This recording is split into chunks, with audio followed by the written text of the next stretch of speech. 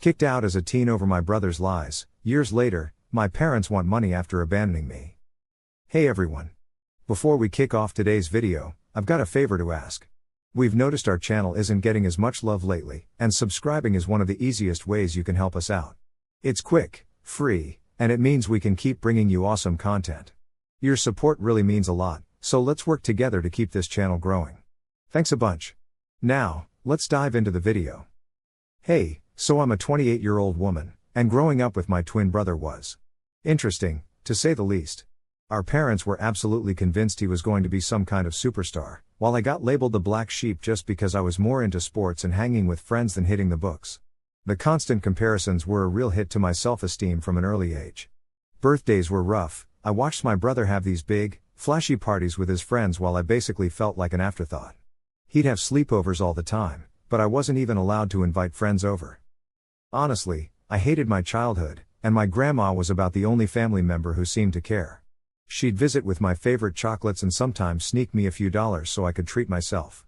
As the years went by, the favoritism towards my brother turned into emotional abuse for me. My parents would openly mock my grades and make fun of my hobbies. No matter how hard I tried, I never seemed to live up to their perfect child expectations. Even though I was good at sports, they stopped me from doing any activities outside of school because they wanted me to focus on academics like my brother. It was super frustrating and made me feel trapped. In my sophomore year, things got even worse. I got grounded just for having Snapchat on my phone. I was just trying to keep up with my friends like any other teenager, but my parents freaked out, saying it was a huge betrayal since I wasn't supposed to be talking to friends. They went nuts, trashed my room, took my door off its hinges, and told me I'd have zero privacy at home. And my brother? Instead of having my back, he made things worse. The toxic vibe from our parents let him get away with a bunch of nonsense. He'd lie about me, accuse me of stuff I never did, and my parents bought it hook, line, and sinker. He'd even make fun of me in front of my friends, mocking how I looked. Despite all this, I managed to have a great group of friends at school because I was always open and friendly. My brother, on the other hand, struggled socially and hated that I could easily chat with people. His jealousy blew up on our 14th birthday party when none of his friends showed up. I don't know why they bailed, but my friends took me out for ice cream, and I had a blast, which made him even more furious. To get back at me, he started spreading nasty rumors at school, saying I was some kind of spoiled brat and even lies that I was physically abusing him at home. He went as far as hurting himself to fake evidence, and people started believing him. It wasn't long before friends started acting weird around me. Hallway chats got awkward, and invites to hang out became rare. I finally asked my ex-best friend what was up, and she told me about all the lies my brother had been spreading. I was floored. Finding out that my own brother was doing this felt like a punch to the gut. I confronted him, asking him to stop, but he just ignored me and said I deserved to be alone. I was too scared to even tell my parents because I figured they'd side with him. Being left out hurt, especially since I'd always been such an outgoing person. It felt like his jealousy-fueled lies were destroying everything I'd worked so hard to build. So, check this out. I started hearing these crazy rumors about me. It felt like I was living in some alternate universe where this wild story was eclipsing who I really was. My own twin brother was the mastermind behind it all. The rumors weren't just teen gossip anymore, they were actually affecting how people saw me. Things got real when the principal heard these stories. My worst fears came true when he called me, my brother, and our parents into his office to talk it out. As soon as we sat down, my heart started racing. The principal demanded to know the truth. I was hoping my brother would finally spill the beans and clear things up, but no, he went all in on the lies. He told the principal, straight-faced, that the rumors were true and said I went around bullying him whenever our parents weren't around. I was floored. He spun this whole tale about how I was jealous because he got more love from our parents. Total nonsense, but he clung to his story like it was gospel. My mom started crying, holding on to my brother like he was some kind of heroic victim. My dad tried to comfort him, saying it was brave of him to speak up and promise to make sure nothing would ever hurt him again. Meanwhile, I was there, trying to defend myself, begging the principal to see that it was all made up. It felt like I was drowning in accusations, but my brother kept painting me as this angry villain who unleashed my frustrations on him. My mom just kept crying as she hugged my brother, throwing me side-eye that said she believed him. It was like banging my head against a wall of belief in his fake story. The principal was pretty harsh, letting me know that the school had zero tolerance for bullying and that I was getting suspended. I pleaded with him, tears streaming down my face, trying to explain that I didn't do any of it, but he was firm. He thought suspending me for 10 days would send a message about bullying. My parents were furious and embarrassed, practically pulling me out of the office. I desperately wanted to stay, somehow convince them of my innocence, but they weren't having any of it. As we left the school, I was weighed down with humiliation and frustration. When we got home, it all took a wild turn. Out of nowhere, my dad started packing up my things. I had no clue what was going on. My mom asked what he was doing, but he just yelled that I couldn't stay in the house anymore. I broke down, pleading with my brother to tell them the truth, but he just stood there, cold and unmoved. My dad kept packing and threw my suitcase into the foyer. I clung to his legs, begging him not to kick me out. It was like watching a nightmare unfold in real time. He told me a bully like me didn't deserve to live there and said he'd ask my grandma to come get me if she wanted to. It felt like my world crumbled right there. My grandma did show up eventually, helped me gather my stuff, and got me settled into her car. Before we left, she made sure I was buckled in, then went back to the house. She rang the doorbell, and when my dad answered, she let him have it. With fierce determination, she warned him that if he ever came near me or tried to reach out, she wouldn't hesitate to involve the police or CPS since what he did could land him in jail. My mom tried to blame me, but my grandma wasn't backing down. She defended me, emphasizing that I was just a kid who didn't deserve this harsh treatment. For the first time, I realized just how powerful my grandma was. She stood her ground against my parents and believed in me when no one else did. Eventually, we drove away from the only home I'd ever known. The pain was indescribable. I spent those days just crying and not eating, no matter how much my grandma tried to make me feel better. I told her everything my brother had done, and she was stunned, but she believed me, and I was so grateful to have at least one person on my side. When the suspension ended, going back to school felt like walking into a lion's den. As I walked through the hallways, I could feel the weight of judgment from my classmates, the whispers, the side glances. Those false accusations hung in the air, and my brother, well, he just carried on without a care. He acted like I was invisible, buddying up with people who bought his side of the story and painted him as the victim. No matter how much I tried to share my version of events, it was like talking to a wall. I was treated like an outcast, stuck with an unfair label that followed me everywhere I went: classrooms, the cafeteria, the hallways. Anywhere I went, I could feel the judgment and distrust.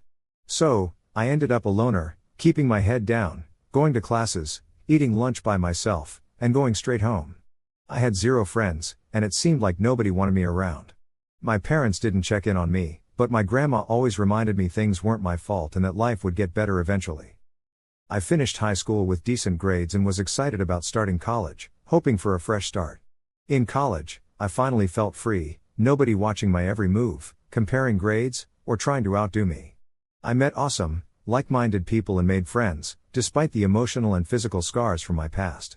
I focused on moving forward and enjoying college life. I discovered I had a knack for content writing. I'd always wanted to be a writer but worried about whether it was sustainable long-term, so I'd pushed that dream aside. To earn some extra cash, I tried freelancing, joined different platforms, and landed jobs with big clients, which helped me build a solid portfolio. I kept freelancing throughout college and didn't ask my parents for money. When I graduated, instead of going corporate, I realized I could make content writing my full-time gig. I had a steady flow of clients and long-term projects that kept me financially independent, and I became a digital nomad, traveling the world, which helped heal from the past.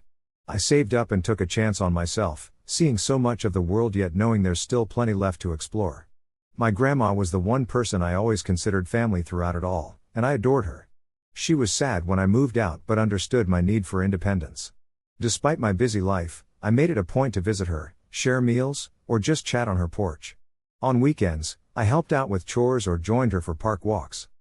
Recently, I wrapped up one of the biggest projects of my career, writing blogs and product descriptions for a major brand.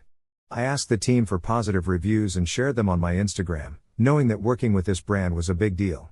Other writers congratulated me, and some even shared my story, which led to strangers reaching out for help with their websites. My relatives noticed and congratulated me too. My college principal saw my progress and invited me to give a seminar to students about building a career in content writing. Public speaking isn't really my thing, but I took a chance and agreed. Standing there, sharing my experiences, I felt like my life had come full circle. I talked about my struggles and how I pushed through them. It was super fulfilling to empower others and support the writer community. Some clips from my speech went viral on Facebook, which felt amazing, To finally be recognized. Last week, I got invited to speak on a local news show about content writing's benefits. I was nervous but excited. I shared my journey, stressed the importance of client feedback, and explained how a simple thank you post can open amazing doors. Reaching a wider audience and inspiring more people in the field was both humbling and rewarding. So, when the show finally aired, I was over the moon. I couldn't wait to share some clips on my Instagram. I was super proud of being invited to a TV show, and that's how my family started discovering how well I was actually doing in my career. See, my parents never really talked about me, so most of my relatives and cousins had no clue that I was working with big brands and getting TV show invites. But once the news spread, it was like wildfire throughout the family. I think my parents caught wind of it too, because a few days later, while I was wrapped up in another project with my phone on silent, I found 6 missed calls from my mom. I was floored because it had been ages since she last picked up the phone to call me. Completely puzzled, I called her back, and she answered right away. She started congratulating me, with my dad probably right there, chiming in about how I was doing and my well-being. At first, I didn't think much of it until they started digging into how much I was earning. I told them my finances were my business. My dad was like, "But we're family. You shouldn't be shy about it." So I just said I was doing all right. That's when my mom started talking about how tough things were for them now that they're retired and how they wanted to renovate the house but had no savings left. She said, "Your success gives us hope. Maybe you could help us out with the house renovations?" My dad quickly added, "We're family, so you shouldn't hesitate to share some of your earnings with us." Honestly, I felt I was being pranked. I mean, why ask for money when they haven't spoken to me in years? I appreciated the congratulations, sure, but I wasn't about to cough up cash. Then my mom said I was being selfish and needed to support them because, family. Dad chimed in too, saying they deserved help for raising me. I was so irritated I wanted to just hang up, but then I had this idea. Instead of arguing, I wanted to teach them a lesson for trying to mooch off me after all those years of ignoring me. So I told them I'd help, but only if they met my condition. Dad seemed curious, so I laid it out. If they wanted my help, they had to admit in front of everyone that my brother was behind the nasty rumors that wrecked my reputation. I wanted them to embarrass him the same way they'd embarrassed me by believing his lies. I wanted them to take responsibility and own up to the pain they caused me. Of course, my parents weren't happy about this. Dad started questioning my demands, and Mom wanted to keep it private. But I stood firm, no public admission, no help from me. Things got heated, with Dad trying to play the "I'm your father" card, insisting it was my duty to help family. Mom made a last-ditch plea for me to do the right thing, reminding me of how they'd raised me. The irony was unreal since my grandmother was the one who actually raised me after they threw me out. I made it clear that if they wanted to reconnect and expect help, they had to acknowledge the truth publicly and let my brother face the music for his actions. Ever since that call, they've been blowing up my phone, but I'm not picking up. Honestly, I'm starting to regret calling them back in the first place. Am I a jerk for not wanting to help them at all? Update: this week's been a roller coaster, and I've been so touched by all the support from everyone. It's such a relief to know I'm not alone. Everyone agrees that after what my parents put me through, I shouldn't engage with them or even consider helping them. I only gave them that condition because I knew it was next to impossible for them to do. They clearly love my brother too much, despite everything. So, by now I've realized that everything he said was just a bunch of lies. I know they won't put him through the same crap they put me through today. My brother shot me a nasty text after our parents tried reaching out again, and I just wasn't in the mood to answer. Here's what he said: "Hey sis, it's been ages since we've seen each other, and honestly, life without you is pretty great. I heard Mom and Dad got in touch and you threw some wild ultimatum at them. They're never gonna agree to that, you know. They never really cared about you, and they'd never do anything to hurt me. Yeah, I lied about you 15 years ago, but come on, it's ancient history now. Get over it already. You're single and don't have kids, so why not help them out with the house repairs? Be a better daughter." Reading that was like getting punched in the gut. The nerve of him to brush off everything I've been through and the conditions I set was just mind-blowing. And throwing in the bit about me being single and childless? Seriously insensitive. Like I should put their needs above my own well-being? Nah, that ain't right. Fueled by frustration and this crazy need for justice, I figured it was time to set the record straight and spill the beans on the whole mess that had been hidden all these years. I sat down and wrote this email to my parents and close family members, laying out all the painful details of my childhood and the unfair treatment I got at home. I talked about how strict and oppressive things were with my parents, especially compared to how they treated my twin brother. I also mentioned this nasty, untrue rumor my brother spread about me in school that really messed me up. My parents basically tossed me out, and if it weren't for my grandma, who knows where I'd be. Towards the end, I included a screenshot of my brother admitting to lying about me. It was a clear confession that I hoped would finally expose the truth. I hit send on that email about an hour ago and I'm bracing for the chaos that's about to kick off. Update 1. Well, it's been a month since I sent that email, and wow, things have really blown up. As expected, my family went nuts. My parents are getting an earful from relatives who didn't know how bad the favoritism and emotional abuse were. A bunch of family members reached out to apologize for not being there for me. My brother and parents started bombarding me with more abusive texts, so I got a lawyer involved. He sent them a cease and desist letter, basically warning them to back off or face legal trouble. That seemed to do the trick because they've stopped contacting me. My grandma, the only one who truly matters to me, is totally behind my decision and is super supportive. Update 2. It's been 2 months now, and I'm thrilled to say everything's going great. My content writing business is killing it, and I'm getting more invites for seminars and podcasts, which is boosting my reputation in the field. I'm spending tons of quality time with my grandma. We even took a break from work recently to hang out. She's into gardening, and she taught me all about the flowers and herbs in her garden. Those moments with her, chatting or just enjoying each other's company, are my favorite. My family's left me alone since that legal warning, which is a relief. On a personal note, I've started therapy to work on healing myself, and I think I'm on a good path. I'll probably wrap up my updates here for now.